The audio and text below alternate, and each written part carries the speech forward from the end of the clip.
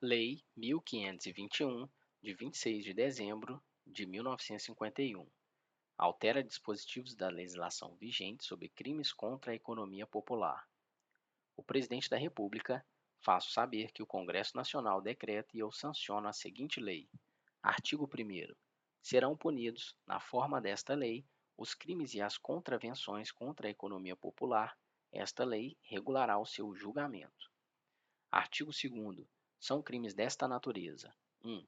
Recusar individualmente em estabelecimento comercial a prestação de serviços essenciais à subsistência, sonegar mercadoria ou recusar vendê-la a quem esteja em condições de comprar a pronto pagamento. 2. Favorecer ou preferir comprador ou freguês em detrimento de outro, ressalvados os sistemas de entrega ao consumo por intermédio de distribuidores ou revendedores. 3. Expor à venda ou vender mercadoria ou produto alimentício cujo fabrico haja desatendido a determinações oficiais quanto ao peso e composição. 4.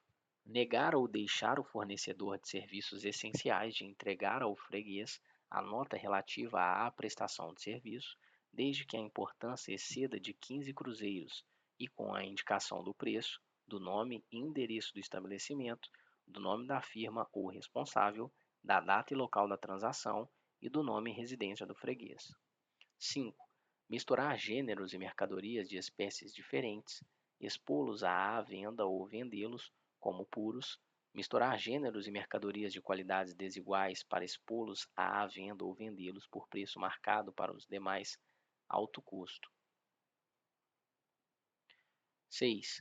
Transgredir tabelas oficiais de gêneros e mercadorias ou de serviços essenciais, bem como expor à venda ou oferecer ao público ou vender tais gêneros, mercadorias ou serviços por preço superior ao tabelado, assim como não manter afixadas, em lugar visível e de fácil leitura, as tabelas de preços aprovadas pelos órgãos competentes. 7. Negar ou deixar o vendedor de fornecer nota ou caderno de venda de gêneros de primeira necessidade, seja à vista ou a prazo, e cuja importância exceda de 10 cruzeiros, ou de especificar na nota ou caderno que serão isentos de selo, o preço da mercadoria vendida, o nome e o endereço do estabelecimento, a firma ou responsável, a data e local da transação e o nome e residência do freguês. 8. Celebrar ajuste para impor determinado preço de revenda ou exigir do comprador que não compre de outro vendedor. 9. Obter ou tentar obter ganhos ilícitos em detrimento do povo ou de número indeterminado de pessoas mediante especulações ou processos fraudulentos, bola de neve, cadeias, pichardismo e quaisquer outros equivalentes. 10.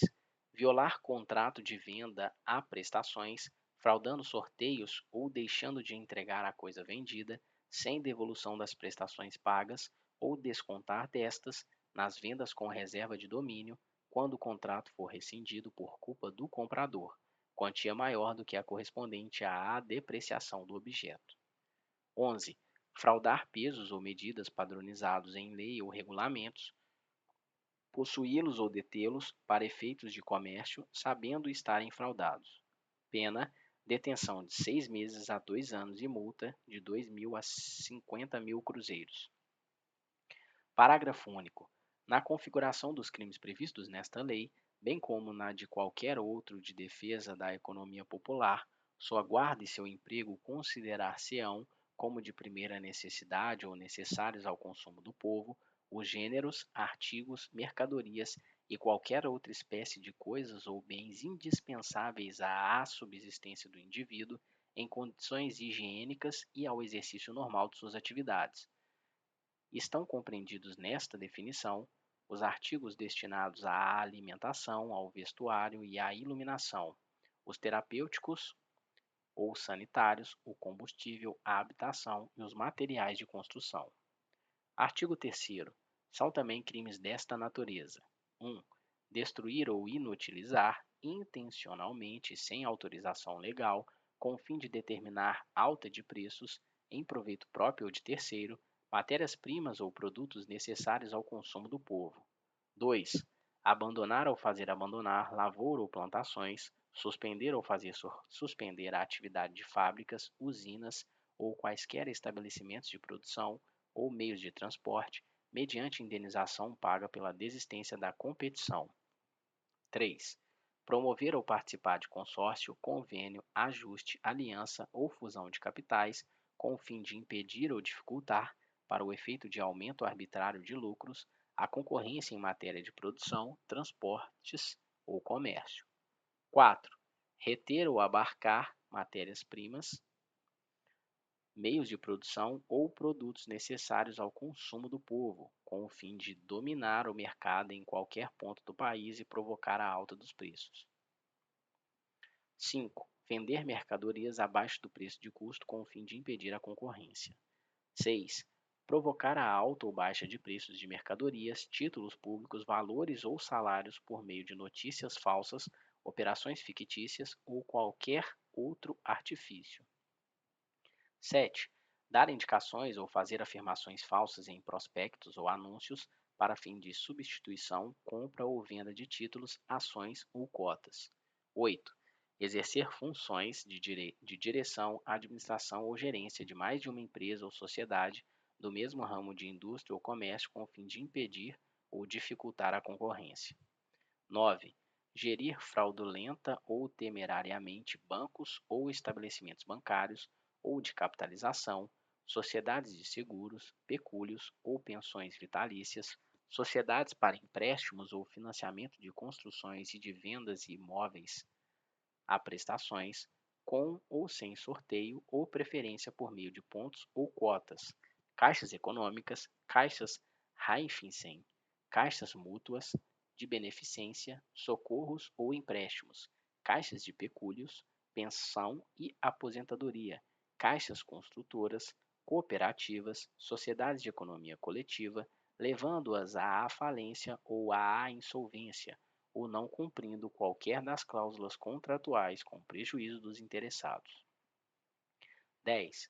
Fraudar de qualquer modo escriturações, lançamentos, registros, relatórios, pareceres e outras informações devidas a sócios de sociedades civis ou comerciais, em que o capital seja fracionado em ações ou cotas de valor nominativo igual ou inferior a 1.000 cruzeiros, com o fim de sonegar lucros, dividendos, percentagens, rateios ou bonificações, ou de desfalcar ou de desviar fundos de reserva ou reservas técnicas. Pena: detenção de 2 anos a 10 anos e multa de 20.000 a 100.000 cruzeiros. Artigo 4º. Constitui crime da mesma natureza a usura pecuniária ou real, assim se considerando: a. Cobrar juros, comissões ou descontos percentuais sobre dívidas em dinheiro superiores à taxa permitida por lei, cobrar ágio superior à taxa oficial de câmbio sobre quantia permutada por moeda estrangeira ou ainda emprestar sob penhor que seja privativo de instituição oficial de crédito. B.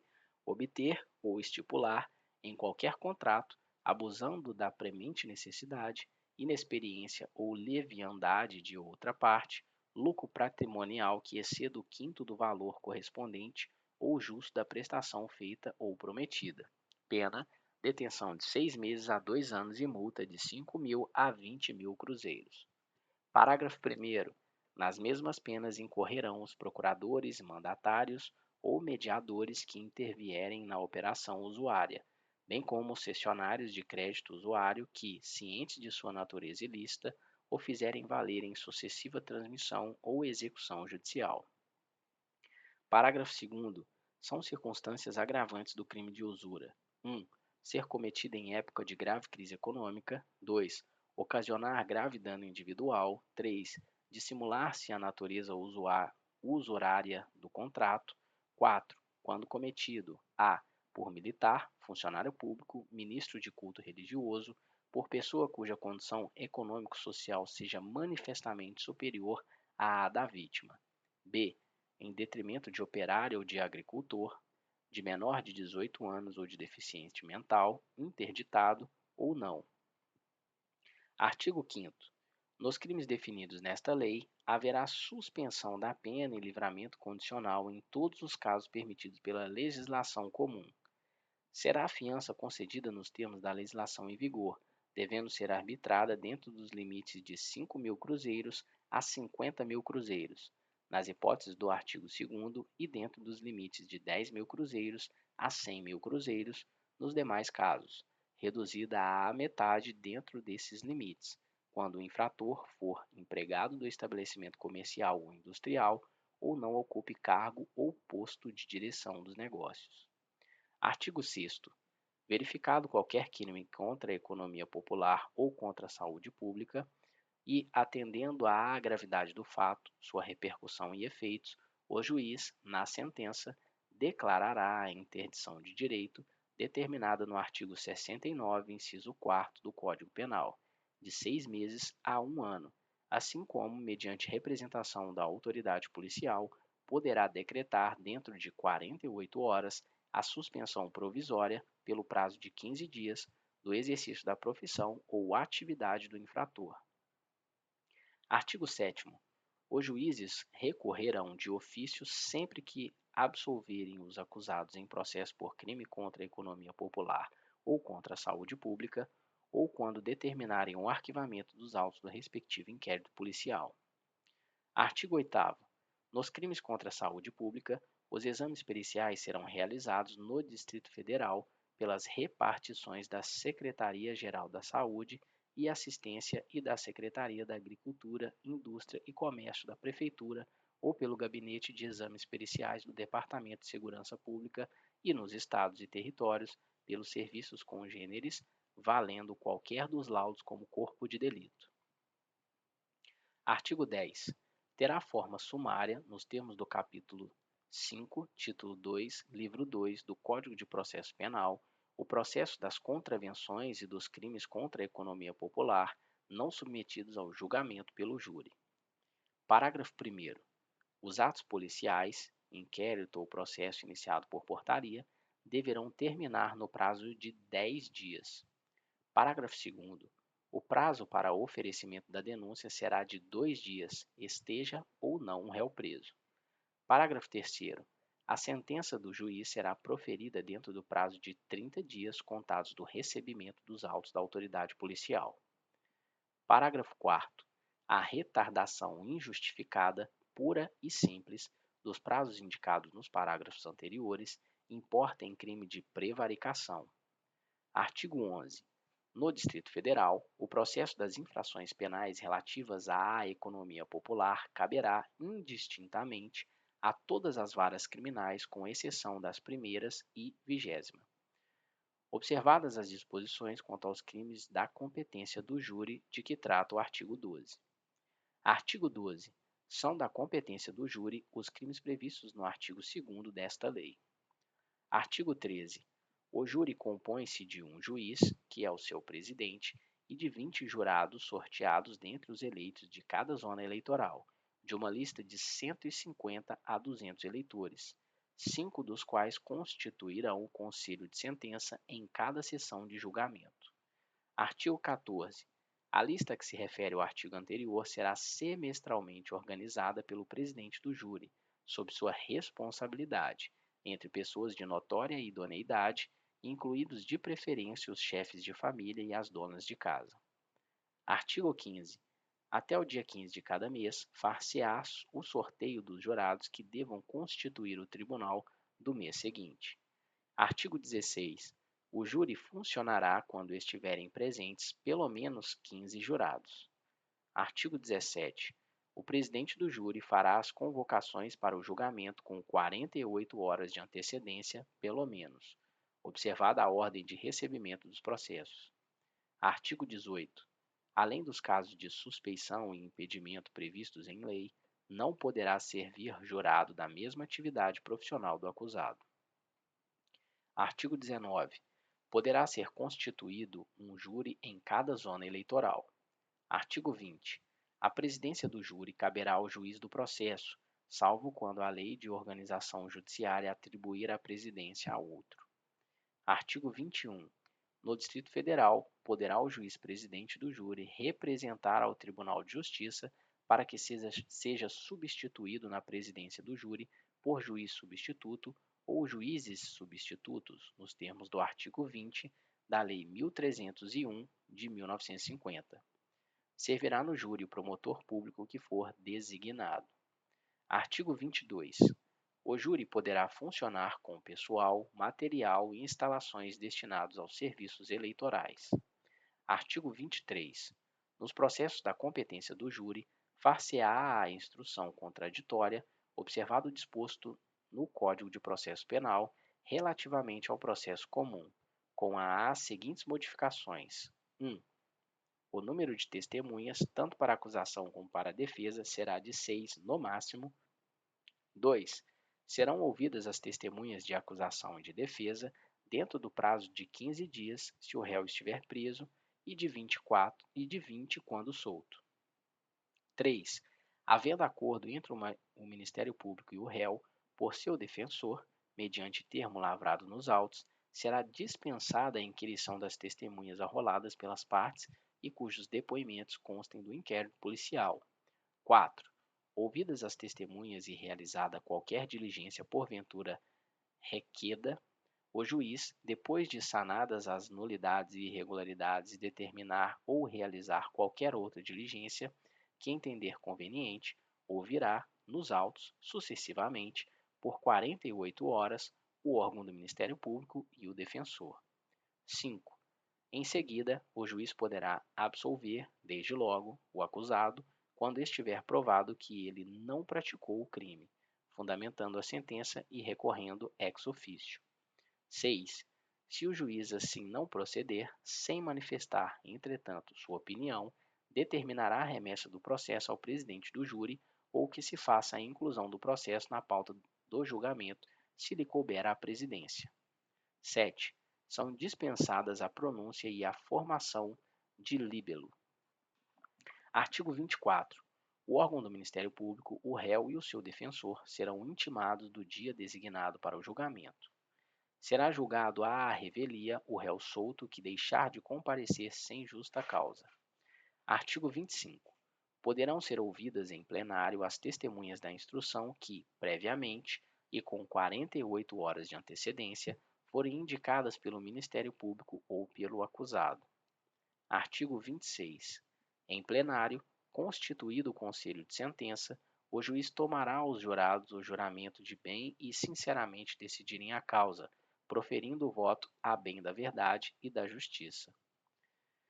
Artigo 27. Qualificado a réu e sendo-lhe permitida qualquer declaração a bem da defesa, observadas as formalidades processuais aplicáveis e constantes da seção 4 do capítulo 2 do livro 2, título 1 do Código de Processo Penal, o juiz abrirá os debates, dando a palavra ao órgão do Ministério Público e ao assistente, se houver, para a dedução da acusação e ao defensor para produzir a defesa. Artigo 28. O tempo destinado à acusação e à defesa será de 1 hora para cada uma. Havendo mais de um réu, o tempo será elevado ao dobro, desde que assim seja requerido.